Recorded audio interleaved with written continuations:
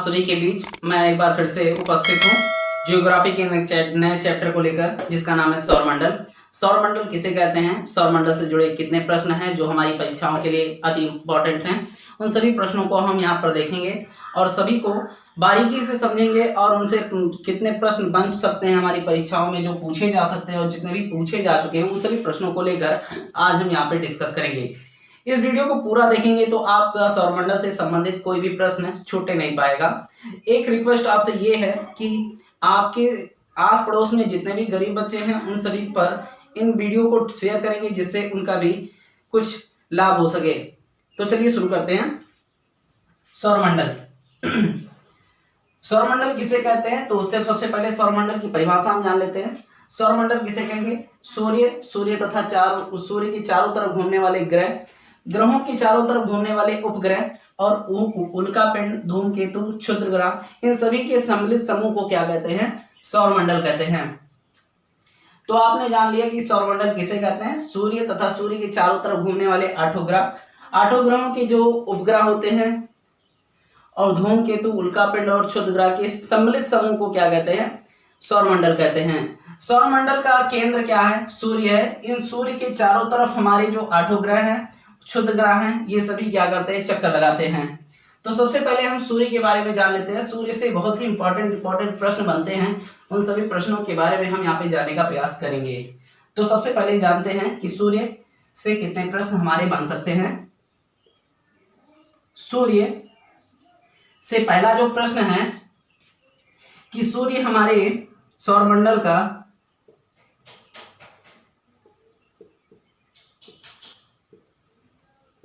केंद्र बिंदु है। तो सबसे पहला पॉइंट आप यहां पे याद रखेंगे कि सूर्य क्या है, सूर्य हमारे सौरमंडल का केंद्र बिंदु है, जिसके चारों तरफ हमारे ग्रह जो है चक्कर लगाते हैं। और दूसरा पॉइंट इसमें लिखिएगा कि सूर्य एक तारा है जिसमें नाभिकीय संलयन द्वारा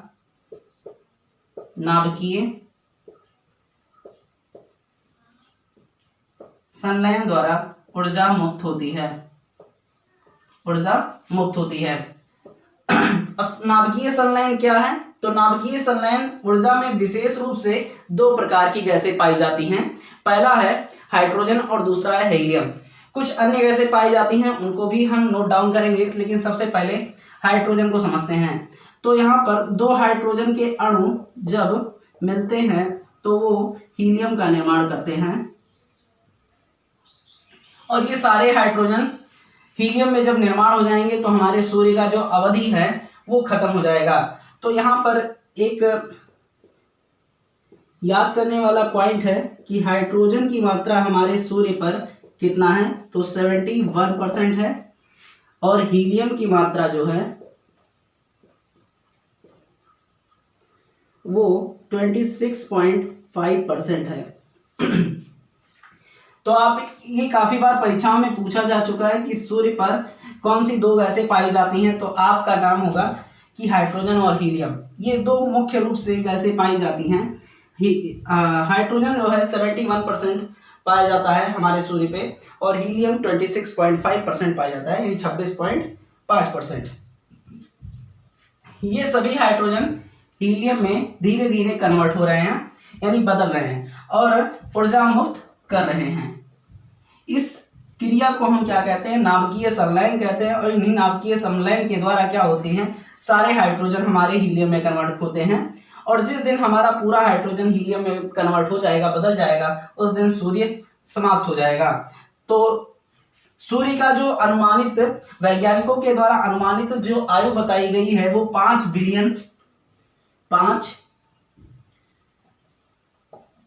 बिलियन ईयर बताया गया है।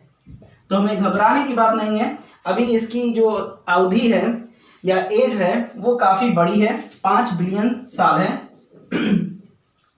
कुछ अन्य गैसें पाई जाती हैं, उनको भी यहाँ पर हम नोट डाउन करेंगे। अन्य गैसों की जो मात्रा है वो है 2.5%। तो कभी कभी आपकी परीक्षा में आंकड़े ही पूछ के जाते हैं कि हाइड्रोजन की मात्रा कितनी पाई जाती है।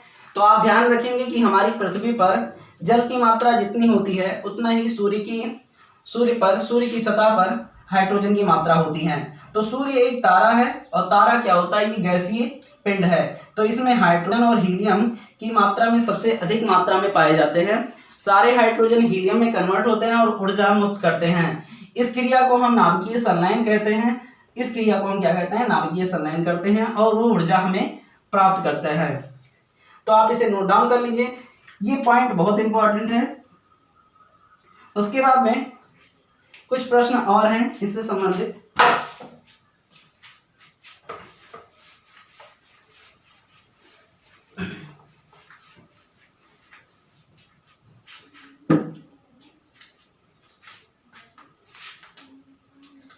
जब हमारा सूर्य, ये मान लीजिए कि आपका सूर्य है और ये हमारी पृथ्वी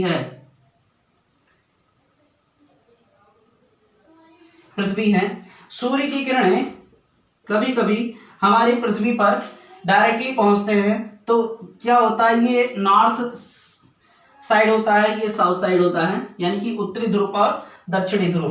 तो सूर्य की रंगीन किरणें जब डायरेक्ट क्या होता है कि हमारे उत्तरी ध्रुव पर पहुंचते हैं तो हमें इसे कुछ नाम दिया गया है वैज्ञानिकों के द्वारा। और सूर्य की किरणें यानी रंगीन किरणें जब हमारे दक्षिणी ध्रुव पर पहुंचती हैं तो हम उसे क्या नाम देते हैं, ये भी कई बार परीक्षा में पूछे जा चुके हैं। तो सूर्य की रंगीन किरणें जब उत्तरी ध्रुव पर पहुंचती हैं तो हम इसको कहते हैं अरोरा बोरियालिस।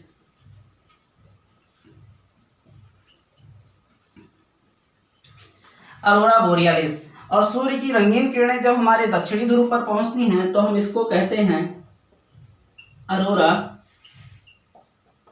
ऑस्ट्रेलिस। तो बच्चों ये बहुत जरूरी है कि जब सूर्य की रंगीन किरणें दक्षिणी ध्रुव पर पहुंचती हैं तो उसको क्या नाम दिया जाता है, सूर्य की किरणें जब उत्तरी ध्रुव पर पहुंचती हैं तो हम उसको क्या नाम देते हैं। तो ये कई बार परीक्षाओं में यही पूछ लिया जाता है और ऑप्शन में आपको दे दिया जाएगा। आप बहुत सारे बच्चे पढ़ के जाएंगे लेकिन वहां पर कंफ्यूजन हो ही जाता है कि अरोरा तो है लेकिन ऑस्ट्रेलिस किस पर था और बोरियालिस किस पे था, कंफ्यूजन का एक टॉपिक बन जाता है। तो यहाँ पर कंफ्यूजन ना हो इसी वजह से हम थोड़ा सा आपको हिंट दे देते हैं कि दक्षिणी ध्रुव में नीचे की ओर क्या है, ऑस्ट्रेलिया है।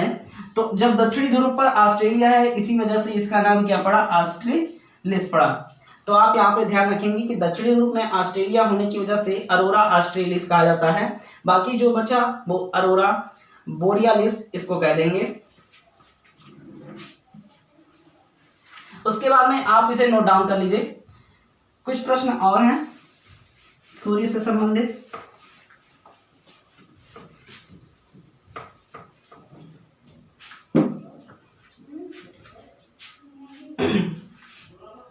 सूर्य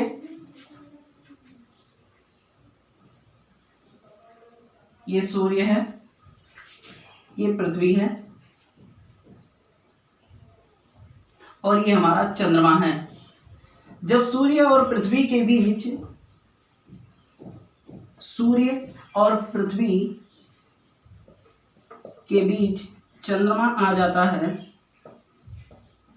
सूर्य और पृथ्वी के बीच जब हमारे चंद्रमा आ जाती है घूमते घूमते, तो इस स्थिति को हम क्या कहते हैं, सूर्य ग्रहण कहते हैं। सूर्य ग्रहण कहते हैं। सूर्य ग्रहण दो प्रकार के होते हैं, एक होता है आंशिक सूर्य ग्रहण और एक होता है पूर्ण सूर्य ग्रहण। आंशिक सूर्य ग्रहण से कम प्रश्न पूछे जाते हैं लेकिन पूर्ण सूर्य ग्रहण से काफी प्रश्न बनते हैं। तो उनको हम जान लेते हैं कि पूर्ण सूर्य ग्रहण कब होता है, जब पृथ्वी और सूर्य के बीच में पूरा चंद्रमा आ जाता है तो हमें सूर्य का पूरा भाग दिखाई नहीं पड़ता, किनारे वाले भाग ही सिर्फ दिखाई पड़ते हैं। और इस किनारे वाले भाग को हम कोरोना कहते हैं। और इस किनारे वाले भाग से क्या होता है कि हमारे एक्स रे यानी कि एक्स किरणें निकलती हैं जिसको हमें नंगी आंखों से नहीं देखना चाहिए, ये हमारे लिए हानिकारक होती हैं। इसीलिए घर के बुजुर्ग क्या बताते हैं कि सूर्य ग्रहण के समय सूर्य को नंगी आंखों से नहीं देखना चाहिए। उस समय हमारे पास एक्स किरणें निकलती हैं जो कि हमारे आंखों के लिए हानिकारक होती हैं। और उस स्थिति में जो सूर्य का प्रकाश निकलता है उसे हम कोरोना या फिर क्रीट कहते हैं, कोरोना या क्रीट कहते हैं। एक प्रश्न और पूछा जा चुका है, आईएएस या पीसीएस की परीक्षाओं में भी पूछा जा चुका है कि इस प्रकार का जो रिंग बनता है, इस रिंग को क्या कहा जाता है? जब सूर्य और पृथ्वी के बीच चंद्रमा आ जाता है और पूर्ण सूर्य ग्रहण होता है, उस स्थिति में सूर्य का पूरा भाग नहीं दिखाई पड़ता, सिर्फ किनारे का भाग दिखाई पड़ता है जिससे किरणें निकलती हैं। तो उस स्थिति में ये जो रिंग बन जाता है एक प्रकार का गोल गोल, उसे हम डायमंड रिंग के नाम से जानते हैं, डायमंड रिंग। इसको हीरक वलय भी कहते हैं। तो आप इसे नोट डाउन कर लीजिए कि उसको क्या कहते हैं? कोरोना, जिससे एक्स रे निकलते हैं, इसको हम क्रीट भी कहते हैं। जो चारों तरफ की प्रकाश निकलते हैं उनको हम डायमंड रिंग, हिंदी में हीरक वलय कहते हैं। तो सूर्य ग्रहण आपको समझ में आ गया होगा कि सूर्य और पृथ्वी के बीच चंद्रमा आ जाता है तो पूर्ण सूर्य ग्रहण होता है।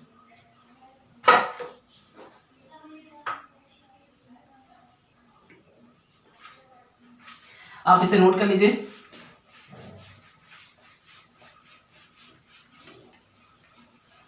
उसके बाद में कुछ प्रश्न और हैं सूर्य से संबंधित, उन प्रश्नों को भी देख लेते हैं। सूर्य का तापमान से संबंधित प्रश्न परीक्षाओं में सबसे ज्यादा पूछा जा चुका है। उन परीक्षाओं के प्रश्नों को भी हम यहाँ पे देख लेते हैं कि ये सूर्य है, सूर्य का केंद्र पे तापमान कितना होता है, सूर्य के सतह पर तापमान कितना होता है, और कहीं कहीं सूर्य पर धब्बे होते हैं जिसको हम सौर कलंक या सौर धब्बे के नाम से जानते हैं, उनका तापमान कितना होता है। तो हम बता दें कि सूर्य के केंद्र में, यानी कि सूर्य के सबसे बीच विचातों में कहें तो सूर्य का सबसे ज्यादा तापमान होगा, यानी कि 15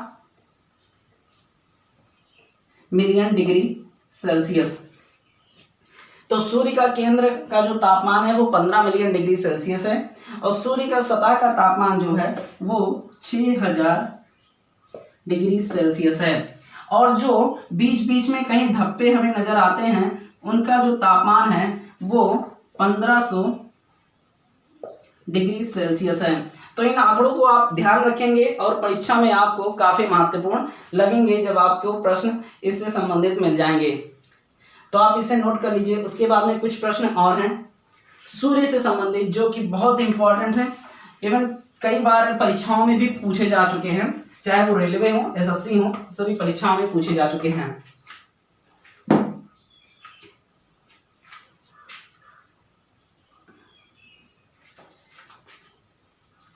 ये हमारा सूर्य है और सूर्य के चारों तरफ हमारी क्या करती है? पृथ्वी चक्कर लगाती है। तो हम मान के चलेंगे कि हमारा जो पृथ्वी है वो बिल्कुल गोल चक्कर नहीं लगाता है सूर्य का, वो कैसा लगाता है? परवलयाकार में लगाता है, यानी कि दीर्घवृत्ताकार कहें तो हमारा पृथ्वी यहाँ है और एक बार पृथ्वी घूमते घूमते यहाँ पे आ पहुंचेगी।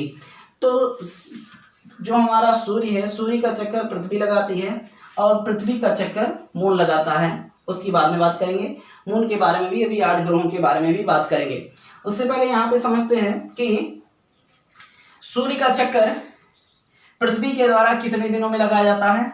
तो 365 दिन, 365 दिन 6 घंटा, यानी कि 365 दिन और 6 घंटे में ये सूर्य का पृथ्वी चक्कर लगा लेता है। यानी कि इसको यहाँ से चला और यहाँ से ऐसे घूमते घूमते घूमते घूमते यहाँ पर पहुँचने में कितना समय लगता है? 365 दिन 6 घंटे। और यही 4 बार चक्कर लगाने पर यही 6 घंटे क्या करते हैं? ऐड कर दिए जाते हैं, और चौथे साल में ये 24 घंटे हो जाते हैं। और हम जानते हैं कि एक दिन में कितने घंटे होते हैं? एक दिन में 24 घंटे होता है, और यही एक दिन इसमें क्या कर दिया जाता है? जोड़ दिया जाता है, और हमारा जो साल है वो 366 दिनों का बन जाता है। तो आपके सारे कंफ्यूजन यहाँ पर क्लियर हो गए होंगे कि ये 366 दिन कैसे होते हैं और 365 दिन 6 घंटे कैसे होते हैं। तो चौथे साल पे क्या होता है? चौथे साल को हम लीप ईयर कहते हैं, यानी कि जो लीप ईयर होता है वो 366 दिनों का होता है। और हमारी पृथ्वी सूर्य का चक्कर कितने दिनों में लगाता है, तो 365 दिन 6 घंटे में लगा लेता है। और यही एक दिन फरवरी में क्या होता है, इंक्रीज हो जाता है, बढ़ जाता है, जो कि फरवरी के 28 दिनों के स्थान पे 29 दिन हो जाते हैं। अब यहाँ पर दो चीजें जानने वाली और बातें हैं, उनको भी जान लेते हैं।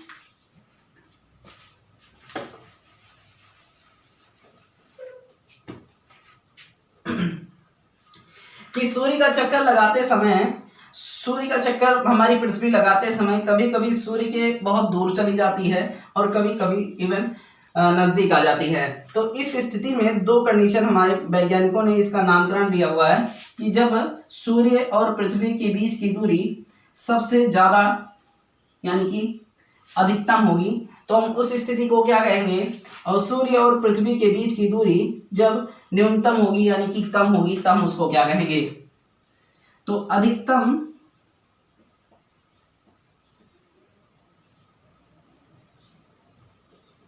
दूरी होने पर इसको कहा जाता है अपसौर। अपसौर इंग्लिश में इसको कहते हैं एपीहेलियन।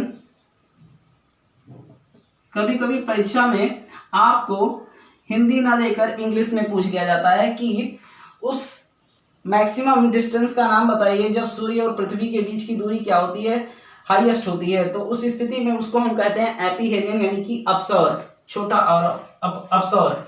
और जब सूर्य और पृथ्वी के बीच की दूरी कम होती है तो उस स्थिति को हम कहते हैं उपसौर। इसको इंग्लिश में कहते हैं पेरी हेलियन। इस स्थिति को हम क्या कहते हैं, पेरी हेलियन कहते हैं। अब यहाँ पर सूर्य की और पृथ्वी के बीच की दूरी कितनी है, तो 14,97,95,900 करोड़ किलोमीटर है।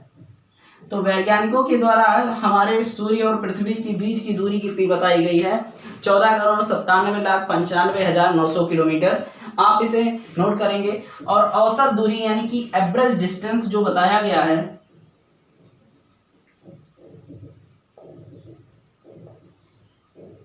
एवरेज डिस्टेंस वो है 14.98 करोड़ किलोमीटर। ये सबसे महत्वपूर्ण दूरी है।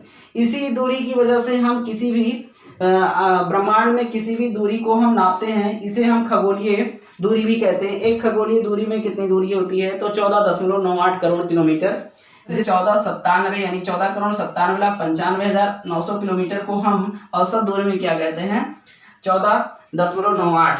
यानी कि सूर्य के न्यूनतम जो औसत दूरी होती है कहीं कहीं पर, उसको औसत में लिखने के बजाय हम यहाँ पर 14.98 करोड़ किलोमीटर लिखेंगे।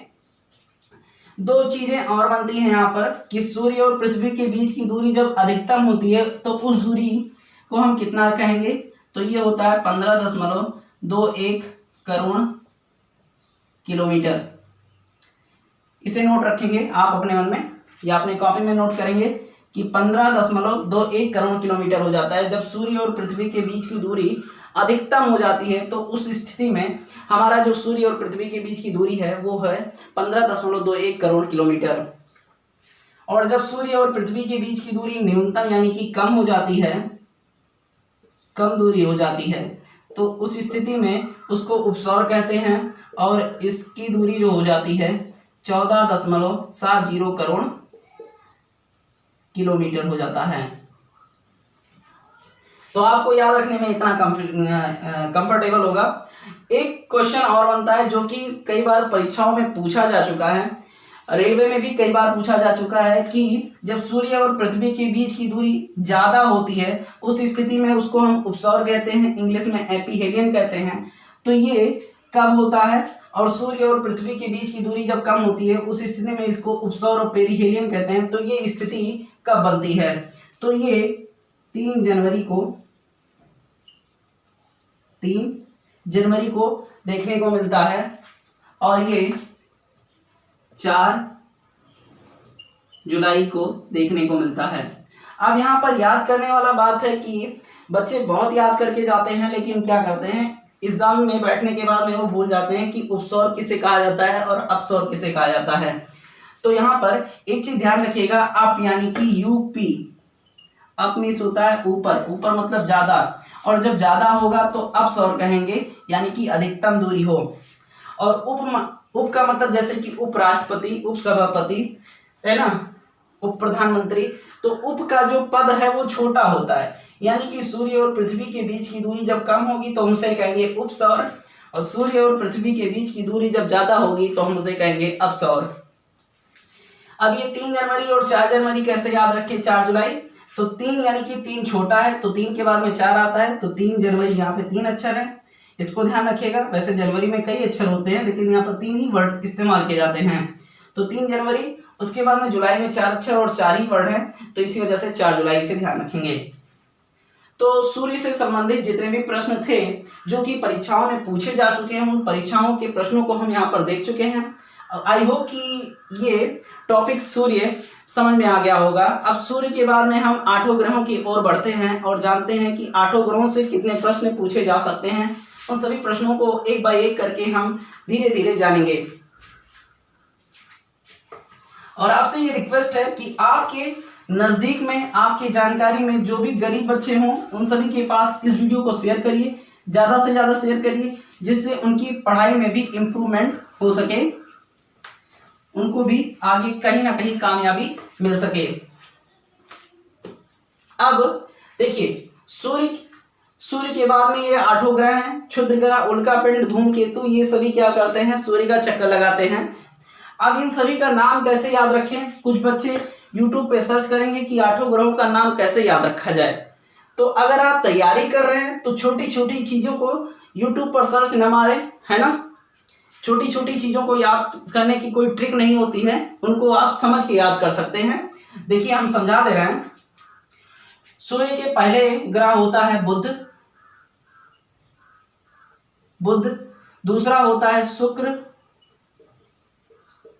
तीसरा होता है पृथ्वी जिस पे हम रहते हैं, और चौथा होता है मंगल ग्रह।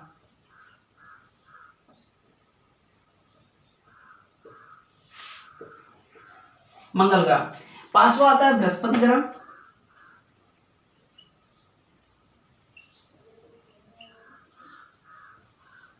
इसके बाद में शनि व अरुण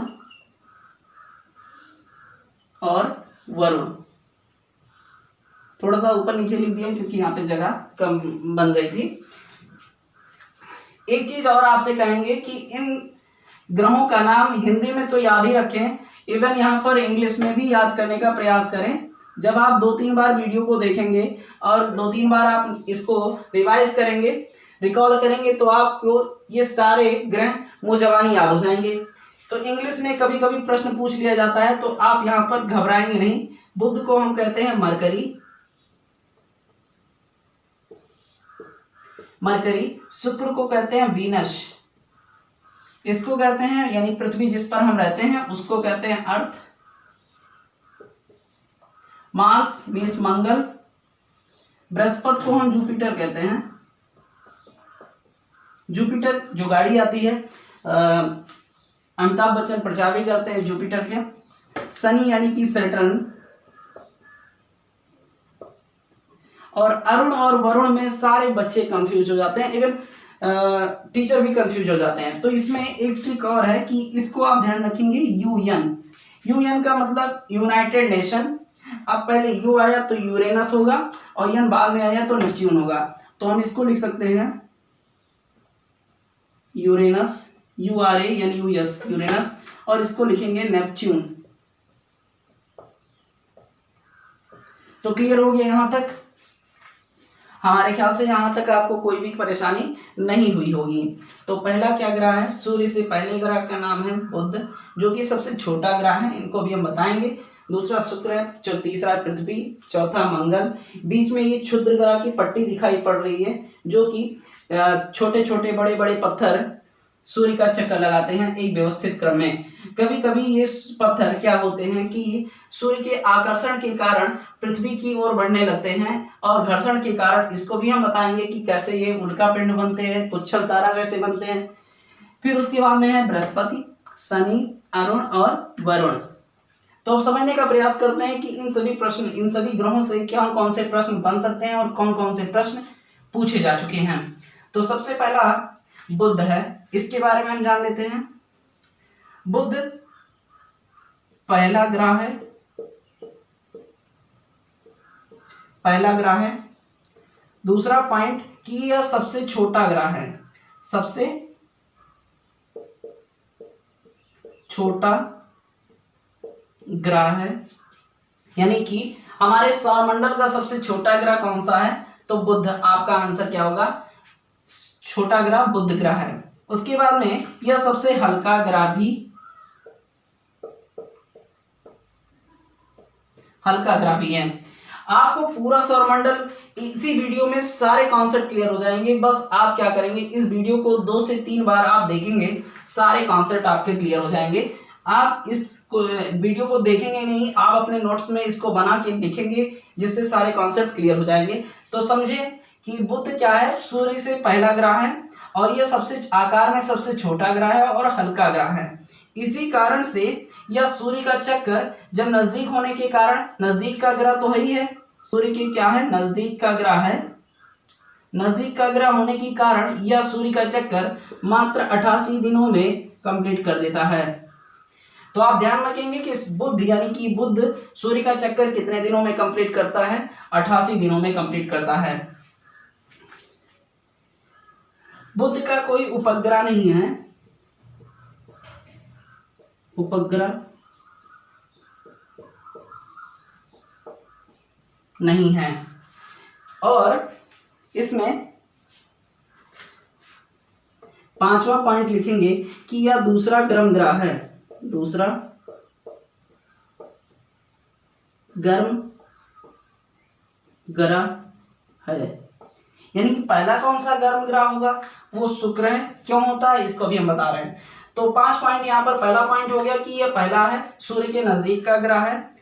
ये छोटा और हल्का होने के कारण 88 दिनों में सूर्य का चक्कर लगा लेता है। इसका कोई उपग्रह नहीं है और यह दूसरा गर्म ग्रह है।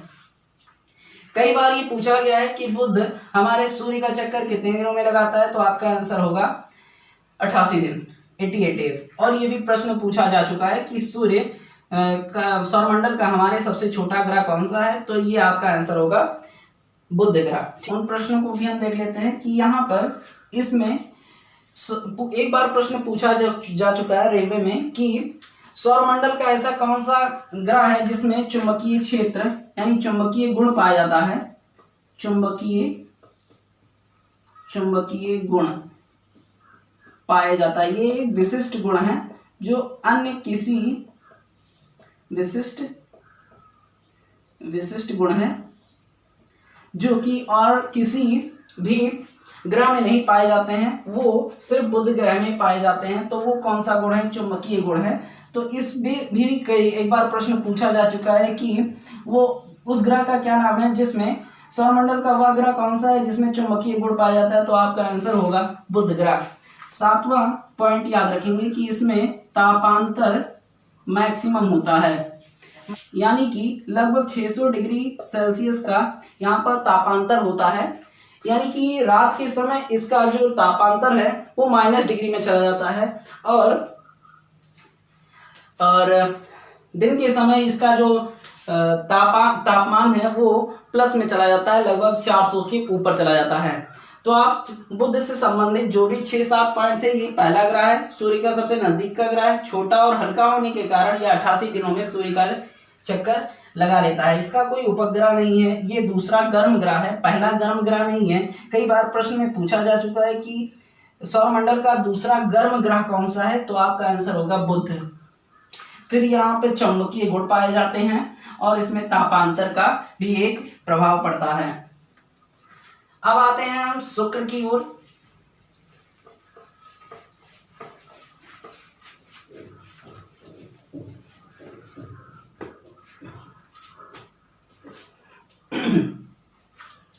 तो इसमें पहला पॉइंट लिखेंगे कि शुक्र हमारे सौरमंडल का दूसरा ग्रह है।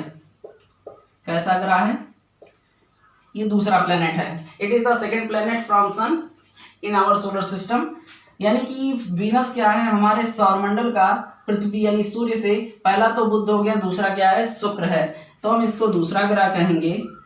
और यह सबसे गर्म ग्रह है। क्या है, गर्म ग्रह है, कहें तो सबसे गर्म ग्रह है। सेकंड पॉइंट में आप लिखेंगे कि इसका सबसे जो हाईएस्ट टेम्परेचर होता है वो शुक्र ग्रह पर होता है, because CO2 due to excess of CO2 यानी कार्बन डाइऑक्साइड की अधिकता के कारण क्या होता है, यानी कि शुक्र ग्रह पर जब कार्बन डाइऑक्साइड की मात्रा अधिकता हो जाती है, अधिक होने के कारण यह ग्रह गर्म ग्रह कहलाता है। और गर्म होने की वजह से या इस ग्रह को हम चमकीला ग्रह के नाम से भी जानते हैं, चमकीले ग्रह के नाम से भी जानते हैं। चौथा पॉइंट आप लिखेंगे, इसे सांझ का तारा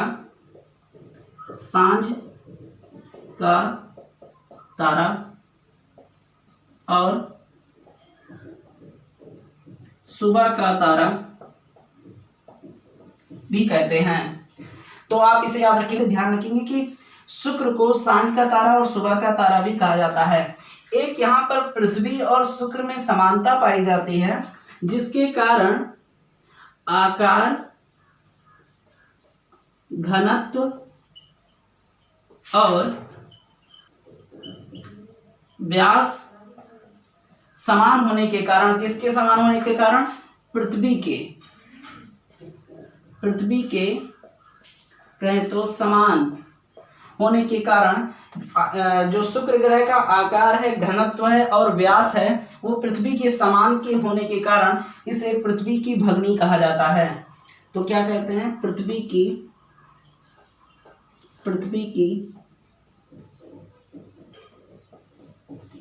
भगनी कहते हैं। भगनी मतलब बहन। तो पृथ्वी की बहन किस ग्रह को कहा जाता है, तो आपका आंसर होगा शुक्र ग्रह को। और एक पॉइंट और छूटता है यहाँ पर, उसको भी आप नोट डाउन कर लेंगे कि सूर्य का चक्कर शुक्र कितने दिनों में लगाता है, 255 डेज। यानी कि सूर्य का चक्कर हमारा शुक्र जो है वो कितने दिनों में लगाता है, तो 255 दिनों में लगा लेता है। और एक पॉइंट यहाँ पर और भी लिख सकते हैं, जैसे कि 7वां पॉइंट, कि इसका भी उपग्रह नहीं है, उपग्रह नहीं है। तो यहाँ पे सारे पॉइंट समझ लेते हैं कि सौरमंडल में सूर्य से दूसरे नंबर का ग्रह है, सबसे गर्म होने के कारण इसे चमकीला ग्रह कहते हैं। और गर्म क्यों होता है, क्योंकि कार्बन डाइऑक्साइड की उपस्थिति यहाँ पर सबसे मैक्सिमम रूप में होती है, तो इसी वजह से यह ग्रह गर्म ग्रह होता है और इसी वजह से यह चमकीला ग्रह कहते हैं। चौथा पॉइंट है कि यहाँ पर इसको हम सांझ का तारा यानी कि शाम को भी दिखाई देता है और सुबह भी दिखाई देता है। लगभग सूर्य उदय के 2 घंटे पहले ही हमें सुबह दिखाई पड़ता है, इसी वजह से हम इसे सुबह का तारा भी कहते हैं और सांझ का तारा भी कहते हैं। आकार और घनत्व और व्यास में पृथ्वी के समान के होने के कारण इसे पृथ्वी की भगनी भी कहते हैं, तो आप इसे भी याद रखेंगे। छठा पॉइंट है कि सूर्य का चक्कर यह मात्र 255 दिनों में लगा लेता है। और 7वां पॉइंट है कि शुक्र का कोई उपग्रह नहीं है। तो इन सारे पॉइंट्स को आप लिख लीजिए।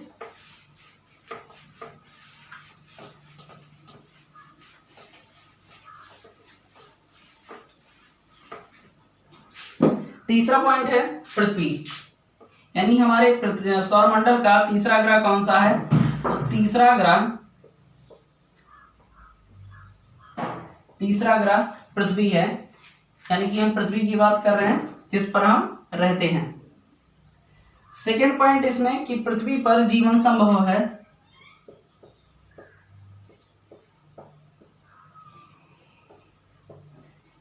हमारे सौरमंडल का एकमात्र ग्रह जिस पर जीवन संभव है उस ग्रह का नाम क्या है, पृथ्वी है। उस ग्रह का क्या नाम है, पृथ्वी है। ठीक है, तो आप इसे याद रखेंगे। उसके बाद में यह अपने अक्ष पर पृथ्वी अपने अक्ष पर 23.5 डिग्री झुकाव है। यानी कि इसका जो झुकाव है, कई बार परीक्षाओं में यही पूछा गया है कि पृथ्वी अपने अक्ष पर कितना झुका हुआ है, तो आपका आंसर होगा 23.5 डिग्री। और चौथा पॉइंट है कि इसका एकमात्र उपग्रह है, एकमात्र उपग्रह है जो नेचुरल है, यानी कि प्राकृतिक उपग्रह है, जिसका नाम क्या है, चंद्रमा है। चंद्रमा से भी कई सारे प्रश्न बनते हैं, लगभग 8 से 9 प्रश्न बनते हैं और कम से कम 4 से 5 प्रश्न पूछे जा चुके हैं, चाहे वो रेलवे हो चाहे एसएससी हो। उन सभी प्रश्नों को भी हम देखने का प्रयास करेंगे। पहले यहाँ पर अर्थ के बारे में जान लेते हैं कि अर्थ क्या है। तीसरे नंबर का ग्रह है, इस पर जीवन संभव है और वो उसका नाम पृथ्वी है। यह अपने अक्ष पर 23.5 डिग्री का झुकाव होने के कारण और ऋतु परिवर्तन होने के कारण इस पर क्या है, जीवन संभव है। ऋतु परिवर्तन जो भी है वो हमारी पृथ्वी पर ही संभव है। ऋतु परिवर्तन कहाँ पे होता है, हमारी पृथ्वी पर, और अपने अक्ष पर 23.5 डिग्री झुकाव होने के कारण यहाँ पर ऋतु परिवर्तन होते हैं। और इसका एकमात्र ग्रह है जो उसका नाम है चंद्रमा। पांचवा पॉइंट यहाँ पर लिखेंगे कि यह सूर्य का चक्कर कितने दिनों में लगाता है। तो सूर्य का चक्कर अभी हम पहले ही बता चुके हैं कि 365 दिन 6 घंटे में लगाता है, यानी कि 365 डेज एंड 6 आवर में ये क्या करता है, सूर्य का चक्कर कंप्लीट कर देता है। उसके बाद में एक पॉइंट और है जो कि बहुत बार पूछा जा चुका है, छठा नंबर पॉइंट डाल के आप लिखेंगे कि यह पांचवा सबसे बड़ा ग्रह है, बड़ा ग्रह है। यही क्यों पूछा गया, चौथे नंबर को तीसरे नंबर को क्यों नहीं पूछा जाता, पहले नंबर और पांचवें नंबर पे इसको इसलिए पूछा जाता है क्योंकि पृथ्वी पर ही जीवन संभव है और हम पृथ्वी पर रहते हैं। इसी वजह से इसके बारे में पूछ लेता है कि पृथ्वी हमारा कौन से नंबर का सबसे बड़ा ग्रह है। तो 5वें नंबर का आपका आंसर होगा, 5वें नंबर का सबसे बड़ा ग्रह है। तो आप इसे कंप्लीट कर लीजिए। उसके बाद में मंगल पे बढ़ते हैं, नोट कर लिए होंगे, स्क्रीनशॉट ले लीजिए।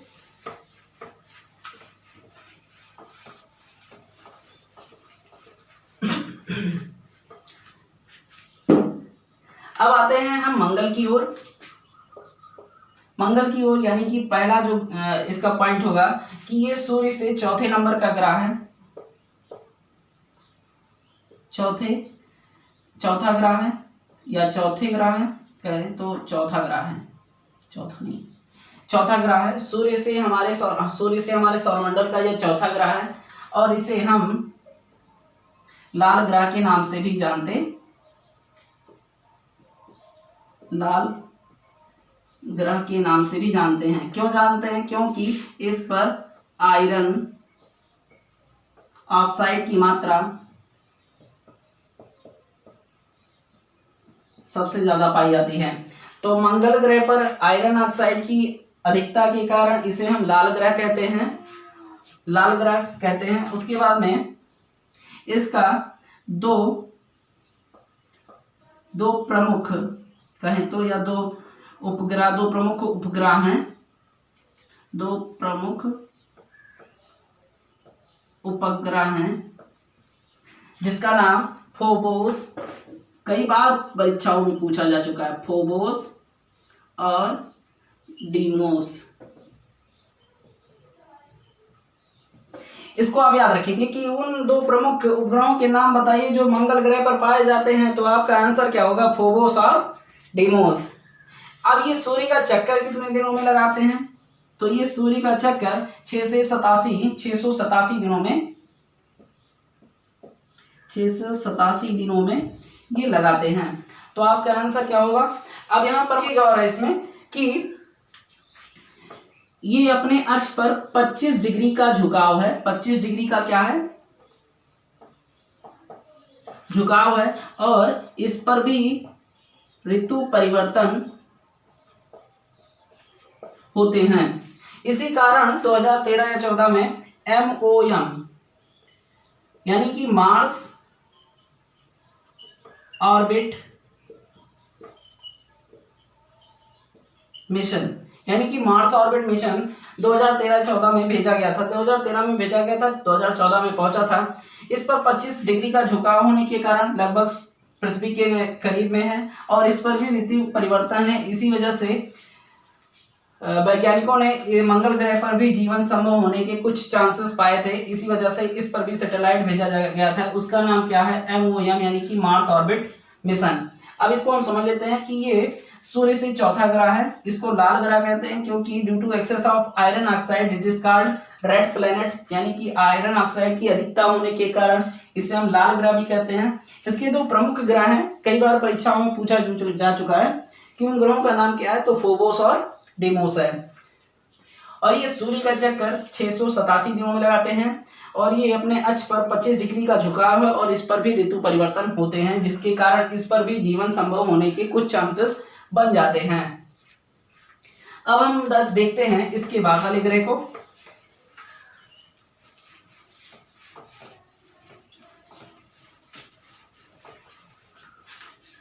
उससे पहले हम चंद्रमा के बारे में जान सकते हैं, लेकिन चंद्रमा को हम नेक्स्ट वीडियो में बता देंगे। यहाँ पर हम सिर्फ ग्रहों के बारे में ही बताएंगे, उपग्रह के बारे में हम बाद में बताएंगे, उसकी कैरेक्टरिस्टिक कौन कौन से हैं। तो बृहस्पति के बारे में जान लेते हैं। कहे तो बृहस्पति हमारे सौरमंडल का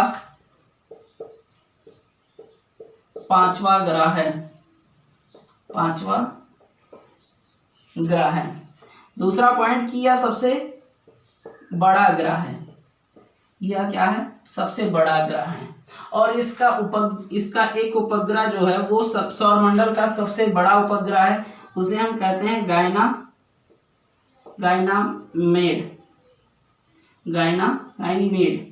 या गैनीमेड कहें, जो भी है। तो यह हमारे सूर्य से 5वें नंबर का ग्रह है, जिसको हम बृहस्पति कहते हैं। यह सौरमंडल का सबसे बड़ा ग्रह है। अगर पूछा जाए कि सौरमंडल का सबसे बड़ा ग्रह कौन सा है, तो आपका आंसर होगा बृहस्पति। और इसका एक उपग्रह है जो कि सौरमंडल का सबसे बड़ा उपग्रह है, उसको हम कहते हैं गाइनीमेड। ठीक है, तो ये सूर्य का चक्कर कितने दिनों पे लगाता है? ये लगभग 12 साल में, यानी कि 12 ईयर पे लगा लेता है। और हाँ, बस बृहस्पति से और कोई क्वेश्चन नहीं फंसते हैं, तो आप इसे याद इतना याद रखेंगे। उसके बाद में अब आता है सैटर्न यानी कि शनि महाराज, और शनि महाराज के बारे में भी पढ़ लेते हैं। यह सूर्य से छठे नंबर का ग्रह है। छठे नंबर का ग्रह है, क्या है? यह हमारे सूर्य से छठे नंबर का ग्रह है। शनि की एक प्रमुख जो सैटर्न का सबसे बड़ा ग्रह है, उपग्रह है, उसका नाम है टाइटन। ये एक उपग्रह है, ये उपग्रह है जो सबसे बड़ा है। किस पर बड़ा है? शनि पर बड़ा है। हम ये नहीं कहेंगे कि पूरे सौरमंडल में सबसे बड़ा ग्रह कौन सा है, गाइनीमेड है, लेकिन शनि पर सबसे बड़ा ग्रह का नाम क्या है? टाइटन है। और यह सूर्य का चक्कर 29 साल यानी कि 29 ईयर और 6 मंथ यानी कि 29.5 साल कह सकते हैं में कंप्लीट करता है। तो ये हमारे सौरमंडल का छठे नंबर का ग्रह है और इसका एक सबसे बड़ा उपग्रह है जिसका नाम टाइटन है। और यह हमारे सूर्य का चक्कर 29 साल 6 महीने में कंप्लीट करता है। अब आते हैं अरुण और वरुण पे। अरुण और वरुण से प्रश्न बहुत अच्छे बनते हैं।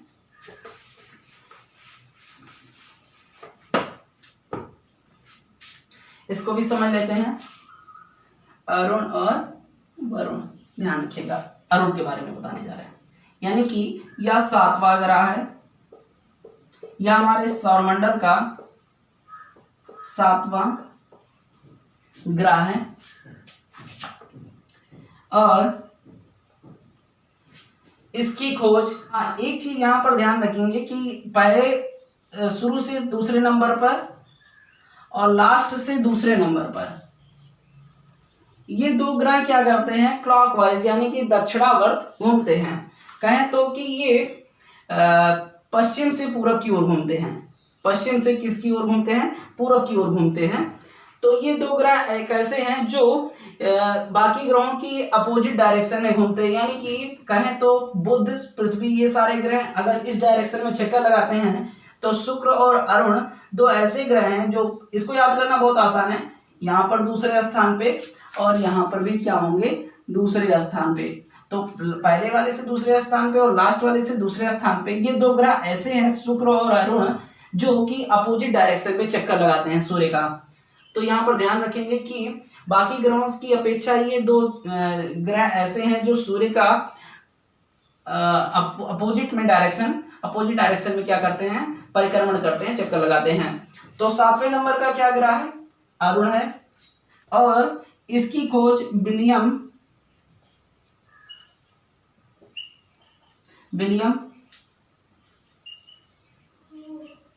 हार्सन ने किया था, और इसका एक प्रमुख उपग्रह है जिसका नाम ट्राइटेनिया है, इंग्लिश में कहें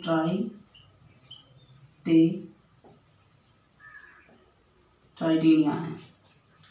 उसके बाद में वरुण के बारे में आते हैं। वरुण को हम जान लेते हैं।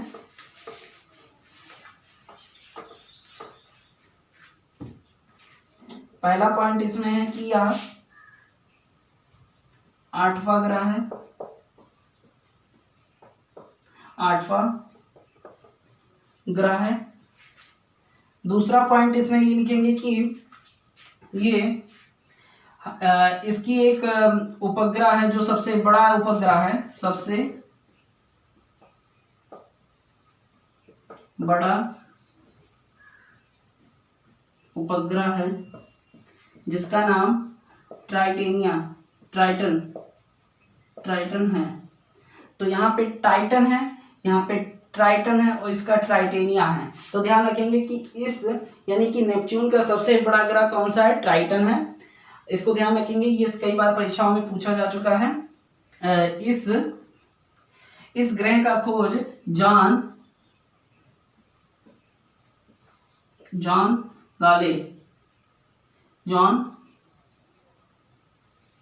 गाले ने किया था। तो इसकी खोज जॉन गाले ने किया था, और ये सूर्य का चक्कर लगभग 684 सालों में लगा लेते हैं। तो यहाँ पर इतना आप ध्यान देंगे। आई होप कि ये पूरा सौरमंडल आपको चैप्टर जो है कि बहुत ही इजीली सारे कॉन्सेप्ट क्लियर हो गए होंगे। आप इस वीडियो को 2 से 3 बार देखेंगे, सारे कॉन्सेप्ट आपके क्लियर हो गए होंगे, और इसके नोट्स आप बना लेंगे, 2-3 बार पढ़ेंगे, 2-3 बार आप वीडियो देखेंगे। और आपसे ये रिक्वेस्ट है कि आप इस वीडियो को ज़्यादा से ज़्यादा बच्चों तक शेयर करें, जिससे क्या होगा कि उनका भी नॉलेज इम्प्रूव हो सके और उनका भी कहीं ना कहीं सिलेक्शन हो सके। तो आई होप कि ये वीडियो आपको काफ़ी हेल्पफुल लगा होगा। अगर हेल्पफुल लगा है तो चैनल को सब्सक्राइब कर लीजिए और हमारे घंटी के बेल आइकन को प्रेस कर दीजिए, जिससे किसी भी वीडियो की नोटिफिकेशन छूटने न पाए। तो मिलते हैं हम नेक्स्ट वीडियो में, जो कि है पृथ्वी की गतियाँ। Thank you.